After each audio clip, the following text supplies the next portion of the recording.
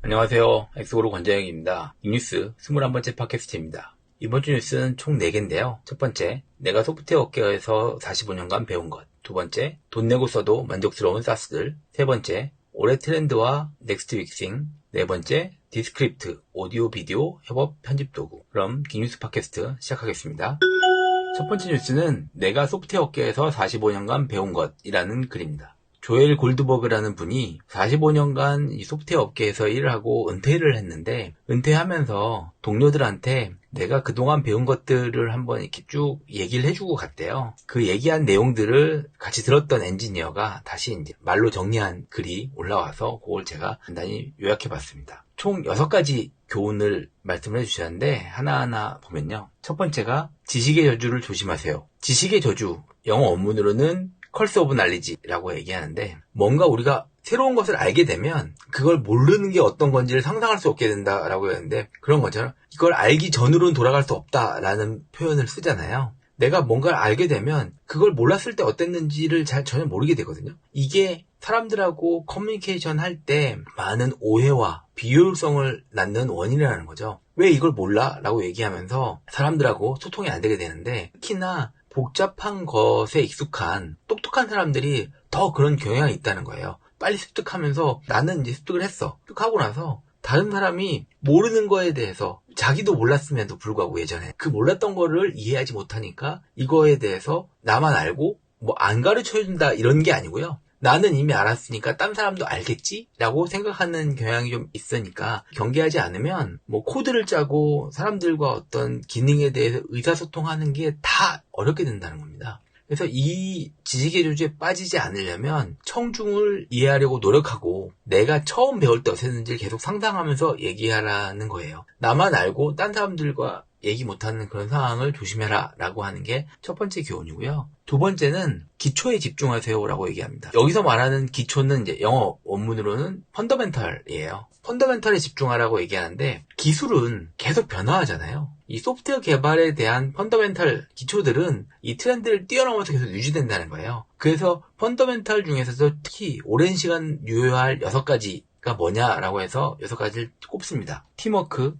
신뢰, 의사소통, 합의 추구, 테스트 자동화, 그리고 깔끔하고 이해하기 쉽고 탐색 가능한 코드화 설계. 이렇게 6가지를 쭉 들어 설명하는데 6가지 설명한 문장들이 너무 좋았어요. 하나씩 보면, 첫 번째로 팀워크. 훌륭한 팀이 위대한 소프트웨어를 만듭니다. 당연하겠죠. 근데 그 뒤에 있는 말이 중요해요. 팀워크를 당연시하지 마세요. 이게 이제 영어 원문으로 표현하면 Don't take teamwork for granted. 그러니까 granted라는 말이 이게 굉장히 그냥 수거처럼 쓰이는 건데, Don't take things for granted. 어떤 것을 당연시, granted한 것처럼 생각하지 마라 라고 표현하는데, 요게 이제 영어 표현을 조금 설명을 해보면, 그게 항상 있었던 것처럼 언제나 있을 것처럼 생각하지 마라 라고 표현하는 거예요. 팀워크를 당연시하지 마세요. 그러니까 팀워크가 항상 있는 것처럼 언제나 있을 것처럼 생각하지 말고 그 팀워크를 존중하고 그걸 위해서 노력해라 라는 표현인데, 요거 take things for granted를 조금 더 설명을 드리면, 우리가 granted, 그러니까 당연시하지 말아야 될 게 뭐가 있냐면, don't take things for granted라는 표현이 나이가 들어가면 딱 익히게 되는 교훈인 것 같아요. 우리가 어릴 때는 왜 우리한테 주어진 많은 것들이 당연하다고 생각하는 것들이 있거든요. 시간도 그렇고, 쉬운 예를 들어보면 공기 같은 게 있습니다. 우리가 지구에 살면서 공기에 대해서 당연히 있는 것처럼 생각하잖아요. 하지만 그 좋은 공기라는 것들은 지구가 우리한테 준 거고 없어질 수도 있는 거예요. 안 좋은 공기가 생길 수 있는 거죠. 지구라는 이걸 존중하고 좋은 공기를 위해서 노력해야 된다라고 생각하는 거잖아요. 우리가 흔히 생각하는 공기, 당연한 것 같지만 공기도 우리가 존중하지 않으면 없어질 수 있는 거다라는 거죠. 어린 친구들한테 얘기하는 것 중에서 하나가 뭐냐면 부모님이에요. 어릴수록 부모님은 항상 살아계실 것 같고 항상 우리 옆에 있을 것 같지만 안 계실 거거든요. 나이가 들어가면. 그때 알게 되고 그때 뭐 효도한다고 하는 건데, 어릴수록 자꾸 부모님들이 내 곁에 항상 있을 거라고 당연시한다는 거죠. 그러지 말고 존중하고 그분들을 위해서 노력해라 라고 요 Don't take things for granted를 얘기할 때 종종 부모님이나 공기들을 얘기합니다. 근데 여기서는 팀워크도 그렇게 생각하라는 거예요. 팀워크가 항상 있는 거 아니고 그 팀워크를 위해서는 우리는 팀워크를 존중하고 노력해야 된다라고 표현하는데 이 짧은 문장 Don't take teamwork for granted라고 했지만 이게 가진 의미가 컸다라는 거예요. 두 번째는 트러스트, 신뢰입니다. 팀은 신뢰의 속도로 움직입니다. 말이 너무 멋있어요. Team moves at the speed of trust. 팀은 신뢰의 속도로 움직입니다. 우리가 얼만큼 신뢰하느냐에 따라서 빨리 움직인다라는 거죠. 되게 중요한 건데 그러면서 얘기하는 거 딱 그래요. 함께 일하고 싶은 신뢰할 수 있는 사람이 되세요. 그러니까 신뢰가 정말 중요해요. 회사 생활을 하면서 어떤 팀으로 일을 할 때 신뢰 기반으로 팀이 빠르게 일을 할 수 있게 되는데 그 신뢰의 팀 안에서 나는 함께 일하고 싶은 누구나 저 사람은 믿을만해 라고 할 수 있는 그런 신뢰할 수 있는 사람이 돼서 같이 움직여야 된다. 라는 게 두 번째 기초고요. 세 번째는 의사소통, 커뮤니케이션인데 요거는 정직하고 적극적으로 의사소통하라고 하면서 첫 번째 교훈이었던 지식의 저주를 경계하라고 얘기합니다. 지식의 저주가 있으면 사람들하고 커뮤니케이션하기 어렵다라고 얘기를 했잖아요. 의사소통의 기술이라는 게 되게 중요하다고 얘기를 하잖아요. 그래서 요 기초, 의사소통을 잘하는 법도 익혀야 된다라고 얘기하는 거고요. 네 번째는 합의 추구, 영문 표현으로는 seek consensus라고 얘기를 하는데 팀이 같이 일을 하면서 전체 팀이 같이 얘기하는 시간을 계속 가지라는 거고요. 이게 팀들하고 어떤 얘기를 하면서 회의도 되지만 회의 말고도 다양한 시간을 같이 가지고 토론하고 그 불일치 속에서 최고의 솔루션을 찾아보라고 얘기를 합니다. 그러니까 사람들과 계속 합의하면서 우리가 어디로 갈 것인가에 최적의 솔루션을 찾아야 되잖아요. 단지 그냥 누군가 가자라고 얘기한 게 아니고 계속 토론하고 누군가는 의견이 맞지 않아. 하지만 그걸 계속 토론을 통해서 찾아가는 것들이 필요하다라고 얘기합니다. 다섯 번째는 테스트 자동화. 잘 테스트된 코드는 팀이 자신감을 가지고 빠르게 움직일 수 있게 합니다. 라고 얘기를 합니다. 테스트가 자동화되면 내가 어떤 변경을 하더라도 그 변경된 것들이 자동화된 테스트가 걸러내 줄 거기 때문에 팀이 빠르게 일할 수 있는 거예요. 누군가 뭔가를 한다고 하면 새로운 코드를 만들어도 혹시 잘못됐다 하더라도 자동화 테스트에 넣으면 그것들을 해결해 주는 거니까. 그래서 우리가 테스트 자동화를 극한까지 끌고 간 게 스팀 프로그래밍, 옛날 애자일에서 얘기했던 TDD였죠. 테스트 드리븐 디벨롭먼트를 해서 테스트를 계속 먼저 만들고 그걸 통해서 코딩하면서 수많은 테스트를 통해서 신뢰할 수 있는 코드로 같이 작업할 수 있게 한다가 XP가 주장했던 가치였는데 여기서도 테스트 자동화 중요하다고 얘기를 합니다. 그리고 여섯 번째는 깔끔하고 이해하기 쉽고 탐색 가능한 코드와 설계. 당연히 깔끔한 코드를 찾아야 되는 건 중요한데요. 여기서 이렇게 설명을 합니다. 코드를 인수할 다음 엔지니어를 자신의 고객이라고 생각하세요. 고객한테는 물건을 팔기 위해서 우리가 잘 설명해야 되잖아요. 그 후임자가 읽고 유지 보수하는데 문제가 없는 코드를 작성하기 위해 노력하라고 얘기를 합니다. 요것들이 기초예요. 팀워크나 신뢰나 의사소통, 합의 추구 이런 것들이 기초고 이 기초를 먼저 익히는데 집중해라 라고 하는 게 두 번째 교훈이고요. 세 번째는 단순성, 심플리시티라고 하는데 keep it simple, stupid라고, keeps라고 얘기하잖아요. 간단하게 유지하는 건 정말 중요해요. 뭔가에 대한 솔루션을 만들면 가능한 간단해야 하는데 그러면서 또 이런 얘기를 합니다. 내 코드를 유지보수할 다음 사람이 나보다 똑똑하지 않을 거라고 가정해라. 그 사람이 나보다 더 모를 수 있으니까 그들이 이해하기 쉽게 만들려면 최대한 단순하게 만들어야지 된다라고 하면서 더 적은 기술로 할 수 있다고 하면 저 기술을 좀 적게 적용해서 할 수 있다고 하면 그렇게 하라라고 얘기를 합니다. 네 번째 교훈은 먼저 이해하기인데요. 요거는 그 스티븐 코비가 쓴 책인 성공하는 사람들 7가지 습관 중에 그 7가지 습관 중에 하나가 먼저 이해하고 다음에 이해시키라고 얘기를 합니다. 뭐냐면 누군가한테 이해시키려면 먼저 그들의 감정이나 아이디어, 관점을 이해할 수 있도록 경청한 다음에 그래서 그들을 이해한 다음에 그들을 이해시키려고 노력해라 라고 하는 게 네 번째 교훈이고요. 다섯 번째는 락인에 주의하세요. 락인이죠. 영어 표현으로 락인. 우리가 소프트웨어 개발 계속하다 보면 새로운 프레임워크가 나오고 새로운 도구들이 나오면서 그게 생산성의 혁신을 가져올 거라고 계속 얘기를 합니다만 그 도구나 프레임워크를 선택하면 비용과 시간이 절감될 수 있다고 주장은 하지만 실제로는 그로 인해 발생하는 선행 비용이나 발생하는 제약들에 대해서는 잘 설명하지 않거든요. 네가 이걸 선택하면 문제가 뭐야 라는 말은 잘 하지 않아요. 예전에는 소프트웨어 공급자들한테 이런 락인이 많이 됐었는데 요즘은 프레임워크들이 많아지다 보니까 프레임워크나 언어 이런 것들에 락인이 발생하게 돼요.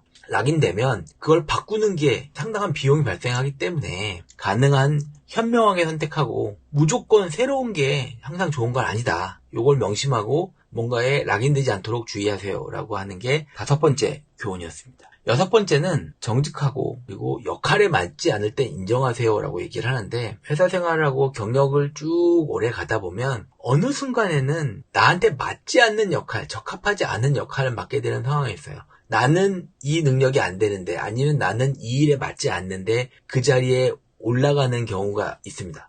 그 롤하고 내가 맞지 않는 것은 내 결함은 아니에요. 이 핏이 맞지 않는 것은 캐릭터의 결함은 아닌데 무시하면 안 되는 거죠. 내가 어떤 자리에 딱 올라갔어요. 근데 그게 나랑 안 맞아. 안 맞는데 내가 문제는 아니거든. 나랑 그게 안 맞는 거지. 그런데 그걸 무시해버리면 안 되는 거예요. 그래서 상황에 대해서 해결책은 여러 가지가 있는데 내가 진화하든지 아니면 그 역할이 진화하든지 뭐 여러 가지 해결책이 있다고 얘기합니다. 근데 중요한 건 자신이 아는 거예요. 지금 어떤 일이 일어나고 있다. 내가 맡게 되는 이 역할, 아니면 내가 변경해야 될, 내가 진화해야 될 이것들이 어떤 일이 일어나고 있는 건지 알고 이 상황에서 벗어나려면 어떻게 해야 되는지에 대해서 자기가 지식을 가지고 아는 것이 중요하다라고 얘기를 합니다. 그러니까 나는 이 일에 안 맞아. 그러면 난 이 일이 아니고 다른 일을 하겠어. 아니면 나는 내 방식으로 뭘 하겠어. 나를 바꾸겠어. 하는 것도 지식에 대한 문제잖아요. 내가 얼만큼 아는가가 중요하다라고 하는 게 요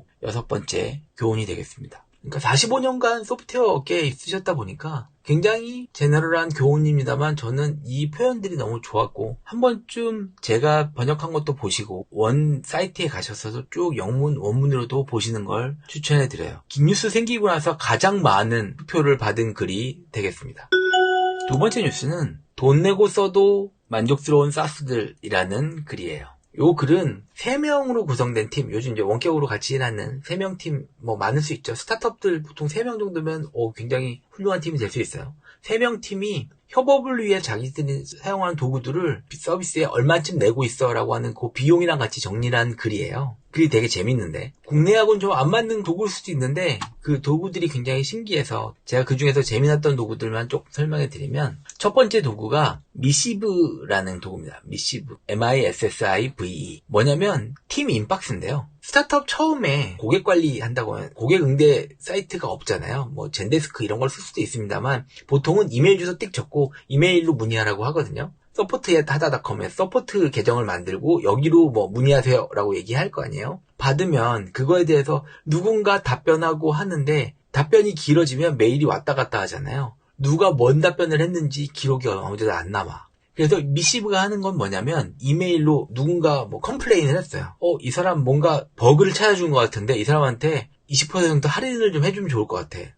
그럽시다. 이런 얘기를 했는데 그게 특정 이메일로 온 사람에 대한 소개잖아요. 이거를 어디다 기록하냐는 거죠. 기록할 데가 없는데 요 미시브는 그 이메일 자체에 대해서 이메일로 우리가 주고받잖아요. 주고받는 거 옆에 스레드로 우리 회사 멤버들이 3명의 멤버들이 같이 거기다가 대화를 하는 거야. 이 사람한테 이런 이력으로 뭔가 내용을 답변을 했어 라고 하는 기록을 남기는 겁니다. 이메일만 되는 건 아니고 SMS, 뭐 왓츠앱 메신저나 트위터, 페이스북 메신저, 라이브 채팅 이런 것들에 대해서 다 한 화면에서 다 관리하는 거예요. 메일도 관리하고 SMS 받은 것도 뭐 트윌리오 API 써서 합니다만 SMS 받은 것도 처리하고 해가지고 지메일을 팀 인박스 3명부터 여러 명이서 매 계정 하나를 동시에 쓰면서 어떻게 답변했나라는 기록을 남기는 용도로 쓰는 게 미시브입니다. 제가 예전에 회사할 때 이런 방식으로 서포트 메일 계정을 같이 공유해서 썼던 적이 있거든요. 근데 그땐 이런 도구가 없었어요. 그때는 그래서 크롬 확장 가지고 뭔가 이렇게 뭐 별도로 작업을 했었는데요. 이런 도구가 있었으면 저 그냥 썼을 것 같아요.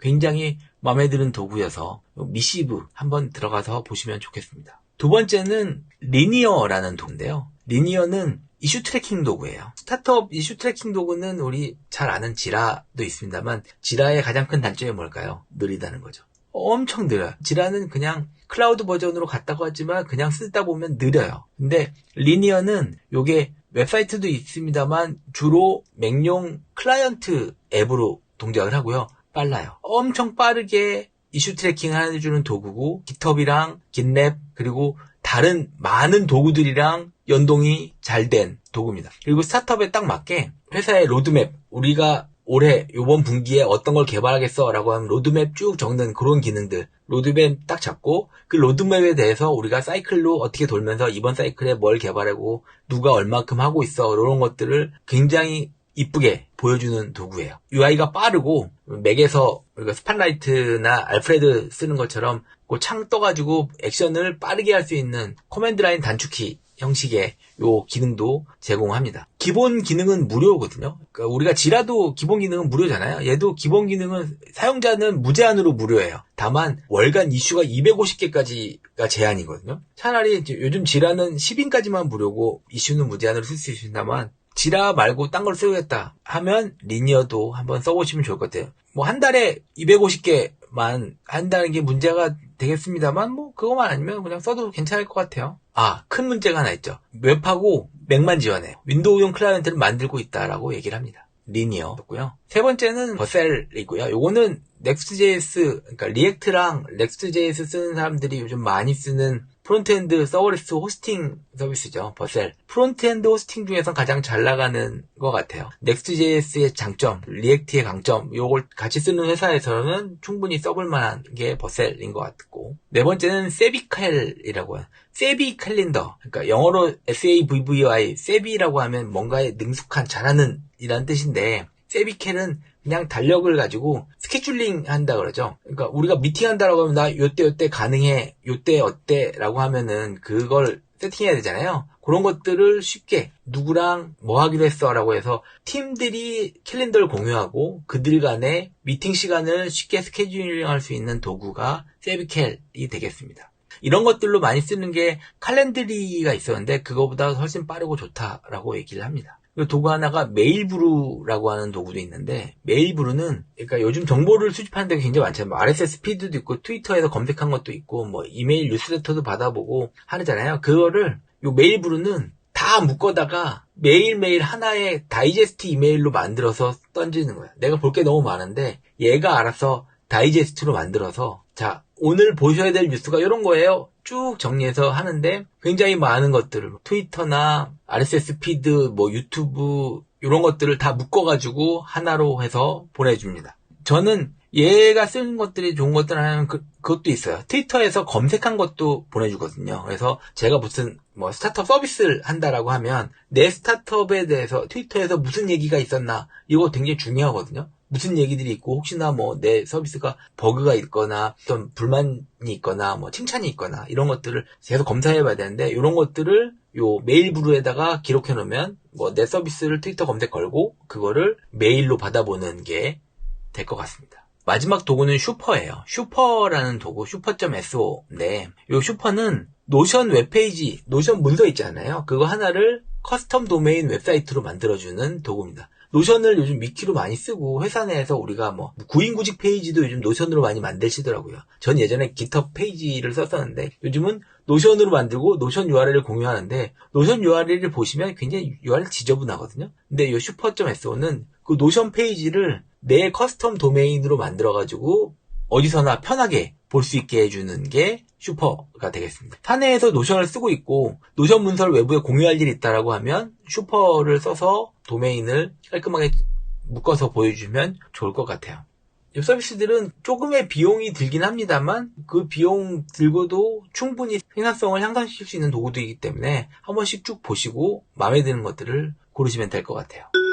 세 번째 뉴스는 매년 초가 되면 올해 예상 이런 것들을 여기저기서 올리게 되잖아요. 그 중에 두 개를 제가 뽑아왔습니다. 트렌즈라고 하는 서비스가 있어요. 트렌즈.co라고 하는 웹사이트가 있는데 여기는 유료 이메일 뉴스레터예요. 매주 이렇게 트렌드를 이메일로 보내주고 웹사이트에서 뭐 정보도 얻고 구독자들만 모아서 뭐 페이스북 비공개 그룹도 운영하는 그런 이제 유료 트렌드 모니터링 하는 웹사이트인데 여기서 2021년 예측을 쭉 했어요. 작년에 했던데 온라인 가상 이벤트 당연히 더 많아지겠죠. 올해도 컨퍼런스는 거의 못할 것 같아요. 코로나 때문에 활성화되고 디파이랑 이더리움 2.0 얘기가 조금 있고요. 근데 제가 재미있게 본 건 주요 플랫폼의 언번들링, 그러니까 구글 스위트 같은 게 노션이나 에어테이블, 어도비의 많은 기능들이 피그마나 프로크리에이트, 패트리온 같은 서비스들이 후원을 받았는데 요것들이 뭐 올리펜스나 이런 것들처럼 틈새 사용자 시장. 트위터가 요즘 최근에